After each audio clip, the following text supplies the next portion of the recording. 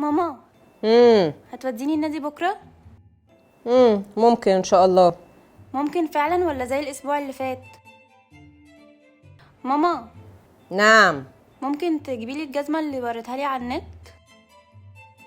ماشي ان شاء الله. يعني هتجيبيها لي ولا زي ما وعدتيني على السكيت بورد وما جبتيهوش؟ ممكن كلمتين على الماشي. لو في مقدورك انت والاب ان انتوا تعملوا للولاد حاجه او تجيبوا لهم حاجه، اوعدوا براحتكم.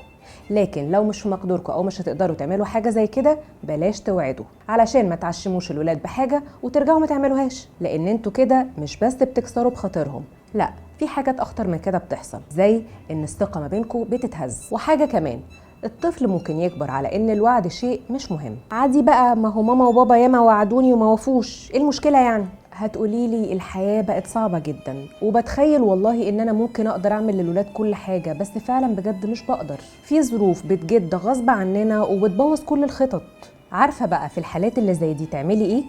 عاملي ولادك على ان هم كبار وعرفيهم كل حاجة. خدي عندك مثال، يا ولاد احنا كان نفسنا النهارده ندخلكوا السينما ونعشيكوا بره، بس معلش عربيه بابا عطلت ومحتاجين ان احنا نصلحها بالفلوس دي، بس نوعدكم ان شاء الله الشهر الجاي هنخرجكم خروجه احلى. شاركوني واكتبوا لي في الكومنتس، هل يا ترى بتعرفوا ولادكم الظروف ولا بتخبوا عليهم؟ وانا عارفه انكم ما تتوصوش، بس ما تنسوش الفولو واللايك والشير والحاجات اللي انتوا عارفينها.